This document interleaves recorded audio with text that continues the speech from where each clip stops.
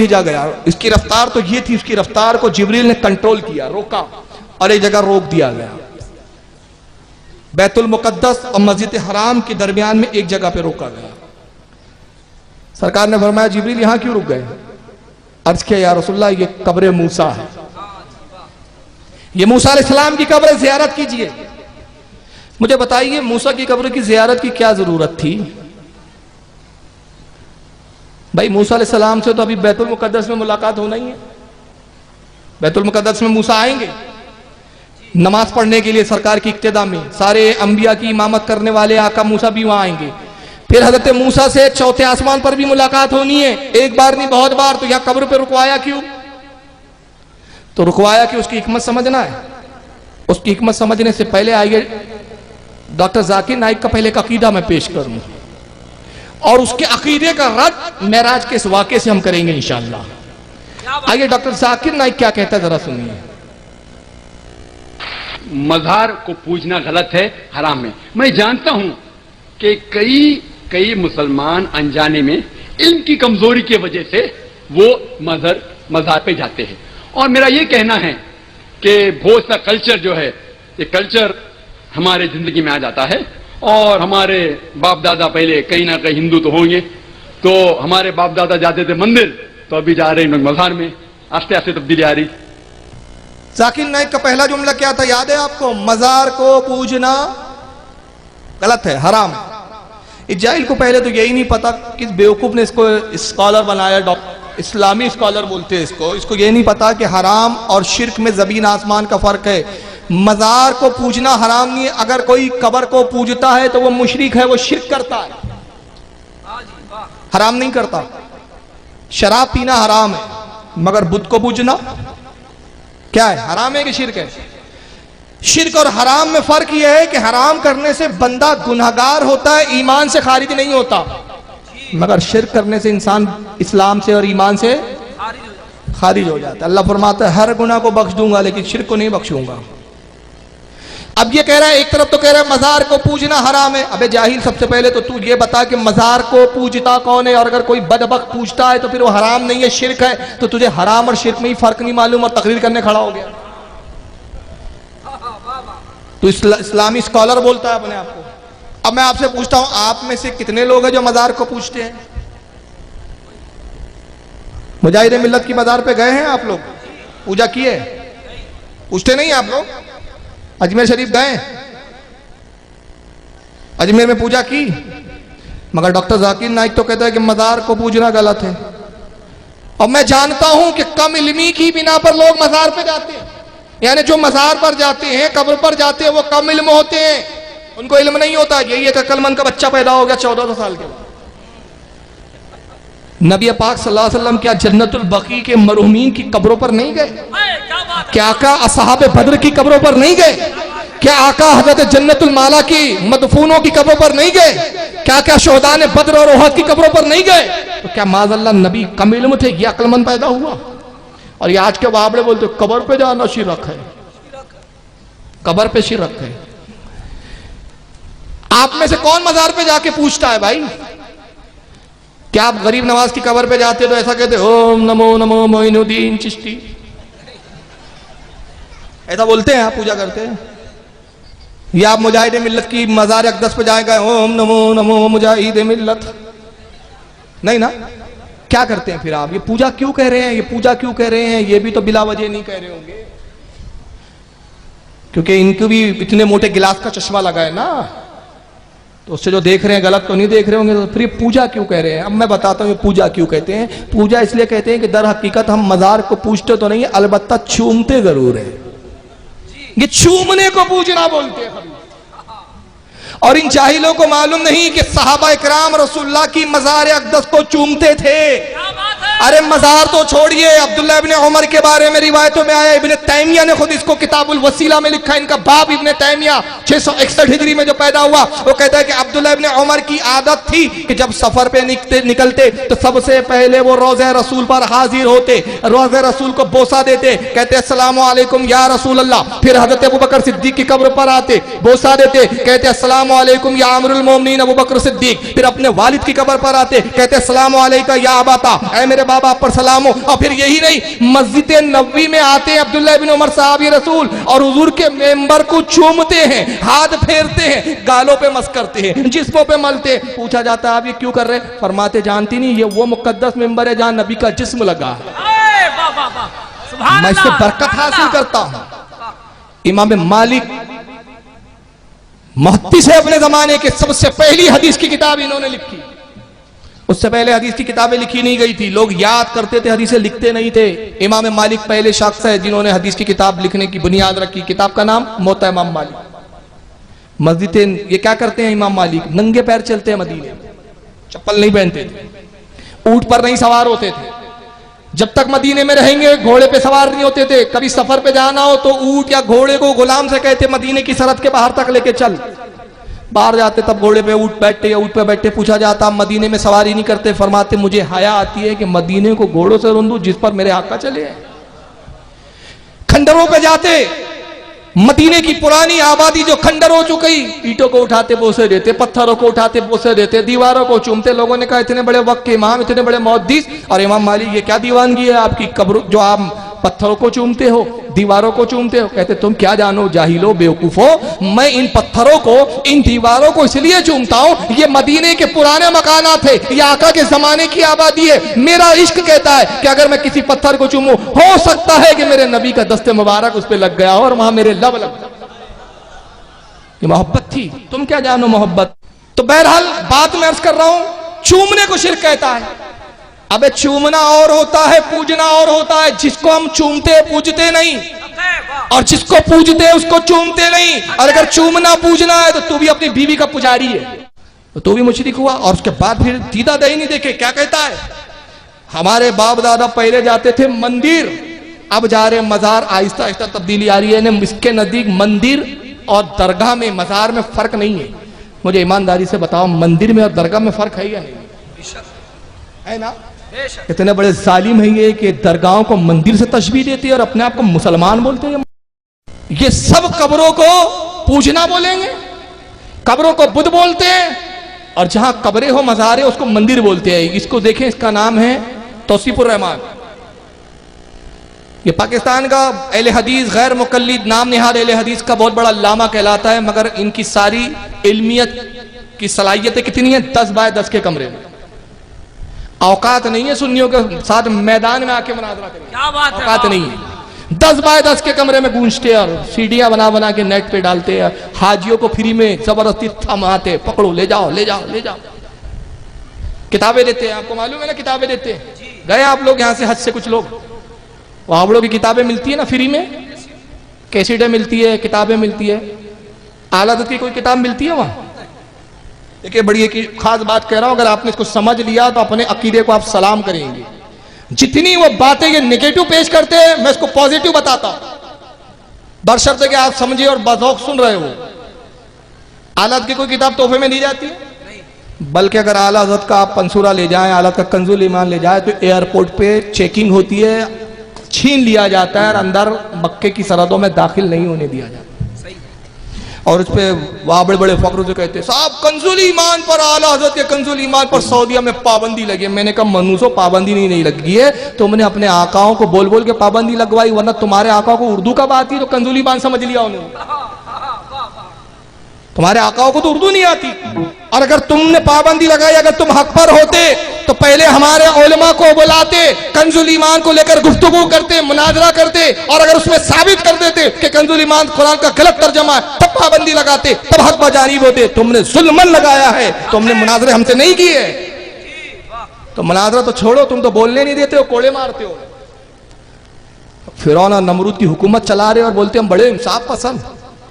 कोई रसूलुल्लाह की रोजे को चूमता रहे, तुम मुझसे दलील पूछते हो, कि बात करने देते हो, कि दलील दे, वो कोड़ा मारते हो, धक्के देते हो, तुम तो जुल्म करते हो। और बात करो तो बड़े इंसाफ। अबे तुम में इंसाफ होता मनुष्य तो तुम हमारे उलमा से मुनाजरा करते।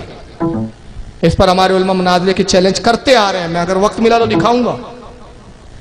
आला हज़रत का लिटरेचर नहीं ले जाने देते, जबकि आला हज़रत के कंजुल ईमान का आलम क्या है? वर्ल्ड की सबसे बड़ी यूनिवर्सिटी है जामे अज़हर मिस्र। वर्ल्ड की सबसे बड़ी यूनिवर्सिटी अगर है कोई इल्मी यूनिवर्सिटी, जामे अज़हर मिस्र। वहां पर कंजुल ईमान पेश किया गया, वहां के अहले इल्म के सामने, और जिनके सामने पेश किया गया वो कोई बरेली मकतब फिक्र के नहीं थे। उनसे कहा गया कि आप तहकीक कीजिए, उर्दू जबान आपको आती है, और बताइए कंजुल ईमान दुरुस्त तर्जुमा कुरान है या नहीं। जामे अजहर के 26 उलमाओं ने मुत्तफिका तौर पर यह बयान शाये किया, ये मुख्तलिफ अखबारात में छपा, वो अखबारात मेरे पास है। उन्होंने कहा कि इस वक्त रुए जमीन पर उर्दू जबान में तर्जुमा कंजुल ईमान से बेहतर कोई तर्जुमा नहीं। अगर कुरान उर्दू में उतरता तो कंजुल ईमान की शक्ल में उतरता। सुभान अल्लाह, नारे तकबीर, नारे रिसालत, मसलके आला हज़रत। लेकिन तुम क्यों नहीं ले जाने देते? उसकी वजह बताऊं क्यों आला हज़रत की किताबें ले जाने नहीं देते?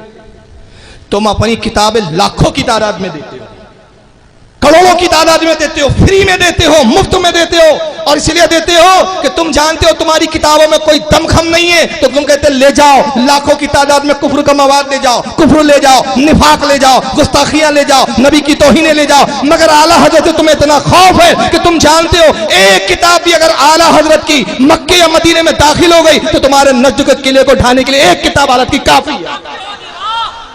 तुम आने नहीं देते उसको, तुम जानते टाइम बम है, ये हमारे नज्द के किलों में जल्जला पैदा कर देगा। ये सऊदिया के 10 के कमरे में बोलता है। आइए, ये भी मज़ारों को बुत बोल रहा है, सुनिए जरा इसकी। बुत परस्ती हो रही है या नहीं हो रही? जो बॉर्डर पार लोग हैं मंदिरों के अंदर, वो किसको पूजते हैं? खड़े को। और हम किसको पूजते हैं? पड़े को। वो खड़े की पूजा करते हैं, हम लंबे पड़े की पूजा करते हैं। वो इसको देवता कहते हैं, हम इसको दाता कहते हैं। वो इसके ऊपर मंदिर बनाते हैं, हम इसके ऊपर दरगाह बनाते हैं।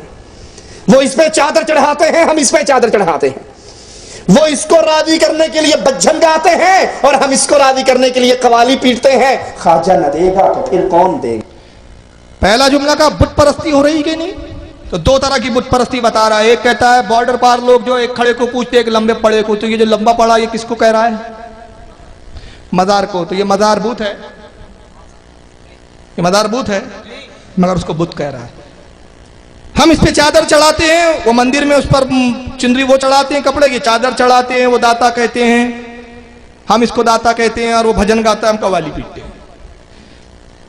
मैं कहना ये चाहता हूं, अगर वाकई तुम सच्चे और हक पर हो तो हिम्मत हो तो अपने सबसे बड़े अल्लामा को हिंदुस्तान का तैयार करो, वो चादर चढ़ाने को शिर्क साबित कर दे, अगर अपने माँ की हलाली औलाद है। जोरदार नारा, नारे तकबीर, नारे रिसालत। कुरान और हदीस की दलील नहीं, अकल के घोड़े काम में मुशाबहत देख के शिर्क के फतवे लगा रहे हो। तफसीर मैं बाद में करूंगा, इससे पहले एक और खबीस को दिखा दूं। इसने इस बात को बड़ी तफसील से बयान किया, नाम है मौलवी जर्जीस। आइए जरा, ये बड़ी तफसील से बयान कर रहा, जरा इसकी बात सुनिए। फर्क इतना है, दलील क्या है?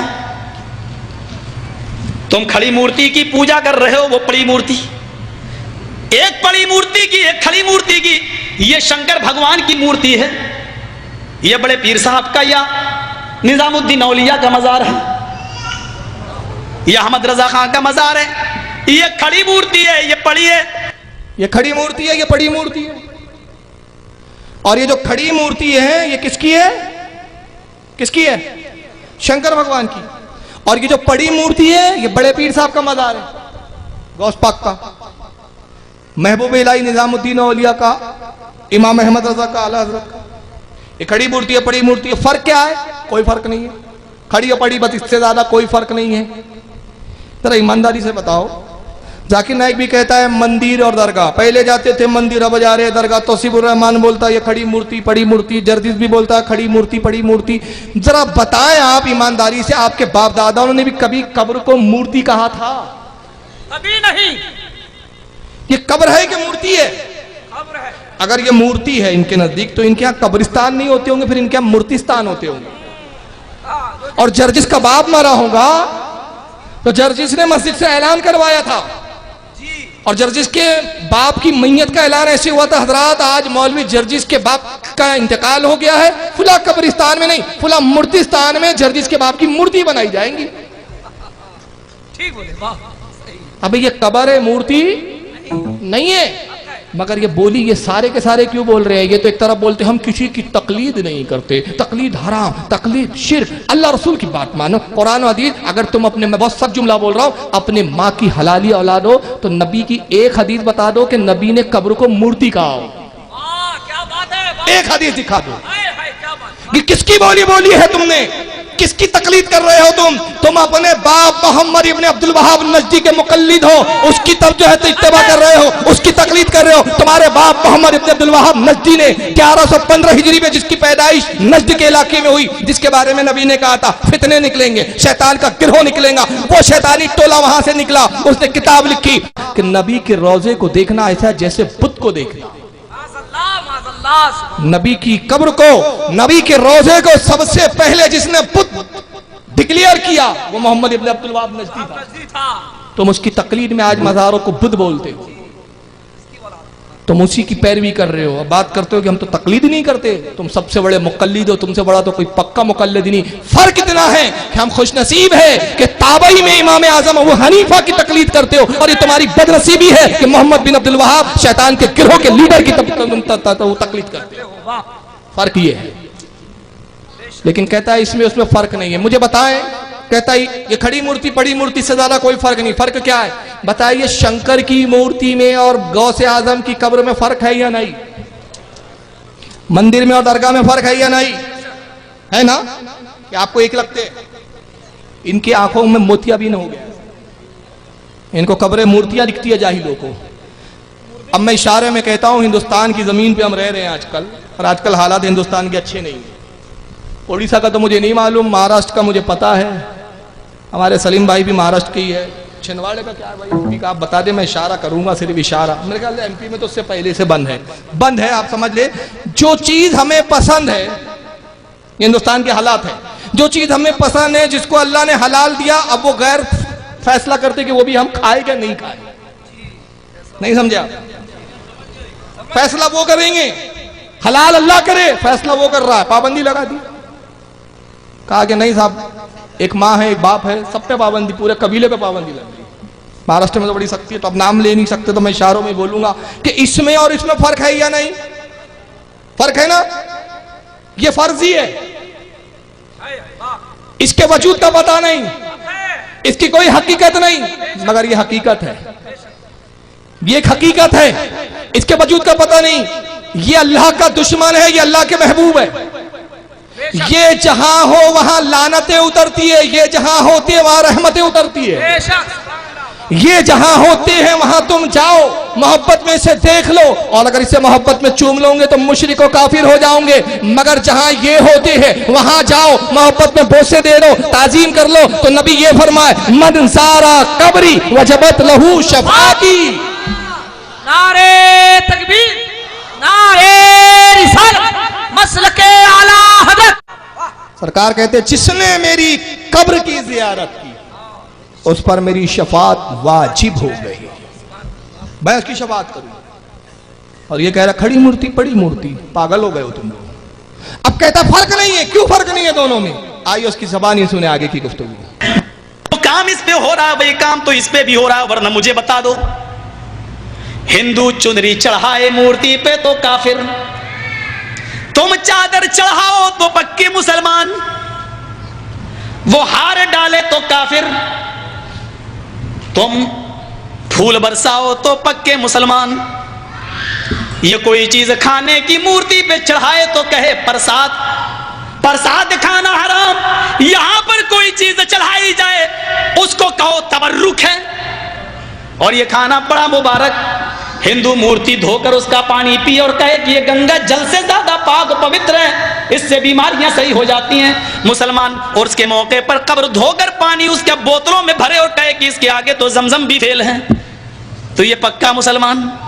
जो काम इस पे हो रहा है वही काम तो इस पे हो रहा है। और आज मैं फतवा देने का आदमी नहीं हूं, लेकिन आज जज्बात में हूं, मैं ये फतवा दे के चला जाता हूं। मेरे प्यारे साथियों, अल्लाह की कसम, अगर भारत के और पाकिस्तान के, हिंदुस्तान और पाकिस्तान के, हिंदुस्तान का ये 20 करोड़ मुसलमान और पाकिस्तान का वो 15 करोड़ 10 करोड़ मुसलमान, अगर ये चादर चढ़ाने के बाद, चुनरी चढ़ाने के बाद, तबर्रुक खाने के के बाद अगर ये जन्नत के अंदर चला गया तो काबे के रब की कदम खा के कहता हूं कि भारत का 60 करोड़ हिंदू भी एक एक करके जन्नत में चला जाएगा। और अगर भारत का हिंदू जन्नती नहीं है तो इतना याद रखना कि फिर तुम अपने मुसलमान होने का सर्टिफिकेट पेश करो। अगर भारत का 60 करोड़ हिंदू जन्नती नहीं है तो तुम अपने मुसलमान होने का सर्टिफिकेट पेश करो। ये कब से खुदा बन गया? ये टेबल लगा के बैठा है, खुदाई दावेदार हो गया। ये नमरूद और फिरौन बन गया। लाओ अपने अपने सर्टिफिकेट लाओ, मैं ठप्पे लगाऊंगा कौन जन्नती कौन जहन्नमी, ठप्पे लगाते बैठा। लेकिन चूंकि इसने चैलेंज किया है, मैं 4 साल से, कितने साल से नेट पे तकरीरें भरी पड़ी है, आप देखते देखते थक जाएंगे, लेकिन मेरी तकरीरें खत्म नहीं होंगी। अल्हम्दुलिल्लाह इस वक्त 800 उन्वानात पे नेट पे मेरी तकरीर है, क्या बात है, सुभान अल्लाह। इतनी तकारीर है। अब सिर्फ अब तो ये हाल हो गया, पहले तो वो बहुत लिंक पे जाना पड़ता था, गूगल और फिर यूट्यूब, अब कहीं नहीं जाना पड़ता।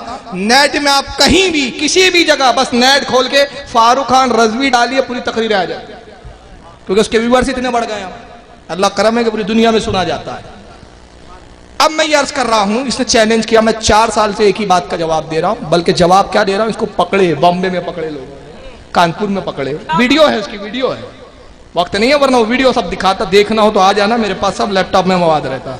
बहरहाल वो वक्त हो जाएगा, मेरी बात पे यकीन करें, या ना यकीन हो तो नेट पर जाएं और जर्जिस के झूठ एक तकरीर का नाम है, जर्जिस के झूठ, उसमें देख लेना, सारी वीडियो डाल दी हमने। उसको कानपुर में पकड़े, भदोई करके एक इलाका यूपी में, वहां पकड़ का बेगैरत फारूक रजवी तुझे चैलेंज कर रहा है, तू कब मर्द बनेगा, ना मर्दी क्यों इख्तियार करके।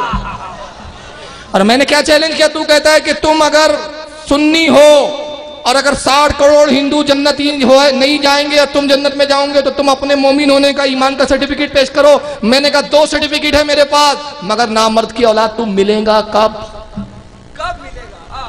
कब बैठेगा कि हम सर्टिफिकेट दिखाएं? मेरे पास है सर्टिफिकेट, मैं दिखाना चाहता हूं, मगर तेज में हिम्मत नहीं है सर्टिफिकेट देखने। पहला सर्टिफिकेट तो वो है जो मेरे ईमान का होगा, और दूसरा सर्टिफिकेट मैं तेरे कुफ्र का दूंगा।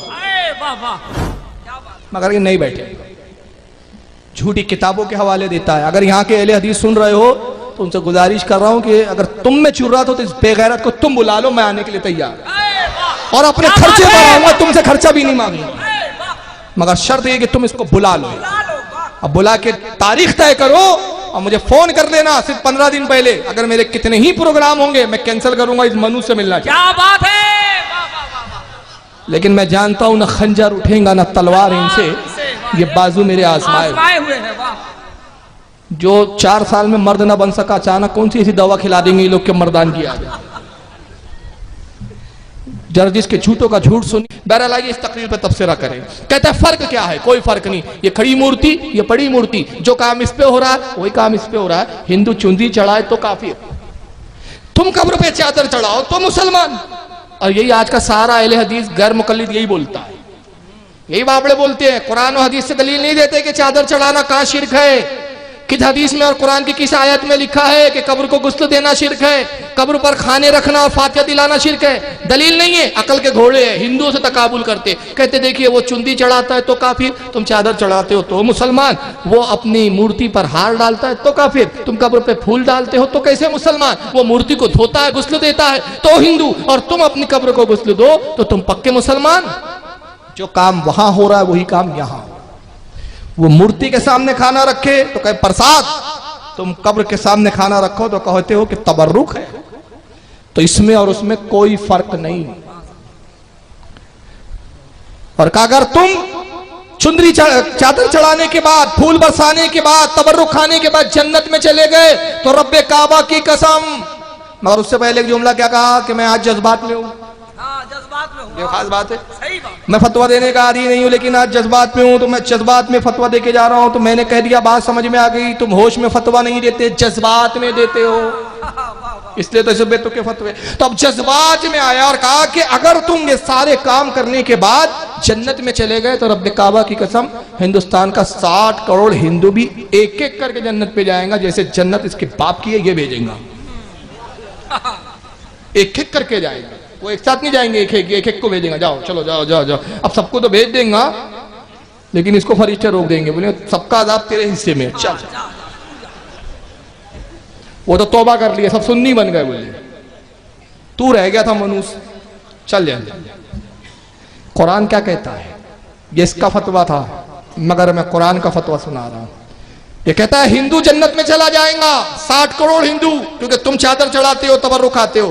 कुरान कहता है वकूद हन्नास वल हिजारा वइद्दत लिल काफिरीन, डरो उस आग से जिसका ईंधन इंसान और पत्थर है, हमने काफिरों के लिए तैयार कर रखा। कुरान कह रहा है काफिरों के लिए हमने जहन्नम तैयार की, ये कहता जन्नत में जाएगा। अच्छा बताइए, एक मूर्ति की चुंदरी चढ़ाने और कब्र पर चादर चढ़ाने में फर्क है या नहीं? मूर्ति पे हार डालने में और कब्र पे हार और चादरे फूल डालने में फर्क है या नहीं? इसी के लबो लहजे में जवाब दूं जर्जिस के।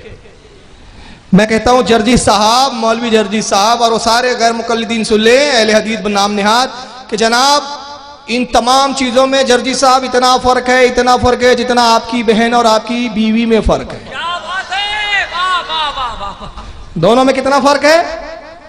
जितना जर्जिस साहब आपकी बीवी और आपकी बहन में फर्क है। वरना हमें डर है कि आप बहुत जल्दी जज्बात में आ जाते हैं, तो जज्बात में आके किसी दिन बीवी और बहन को दोनों को बाजू बाजू बिठा के ये ना कहे कि फर्क क्या है, औरत ये भी है, औरत ये भी है, फर्क क्या है? चुटिया इसकी भी है, चुटिया इसकी भी है, शलवार फराक ये भी पहनती है, शलवार फराक ये भी पहनती है, खाना ये भी पकाती है, खाना ये भी पकाती है, बच्चा ये भी पैदा करती है, बच्चा इससे भी पैदा होता है। तो सुन्नी अकलमंद कहेंगे कि है तो बाज़ाहिर दोनों में देखने में एक, मगर फर्क इतना है, फर्क इतना है कि बीवी के पास जाएगा बच्चे की तलब में नेकोकार कहलाएगा, और बहन से बच्चे की तलब में जाएगा हरामकार कहलाएगा। तो बस इसी तरह अगर मूर्ति पर जाएगा तो हो जाएगा, और वली की बारगाह में जाएगा तो अल्लाह का फर्माबरदार कहलाएगा। नारे तकबीर, नारे रिसालत, मुनाज़िर अहले सुन्नत। हक है, हक। ये फर्क है, और फर्क इसलिए है कि मूर्ति पर जाने से अल्लाह ने रोक दिया, मना किया, और वली की बारगाह में जाने को हुक्म दिया। नबी ने जाकर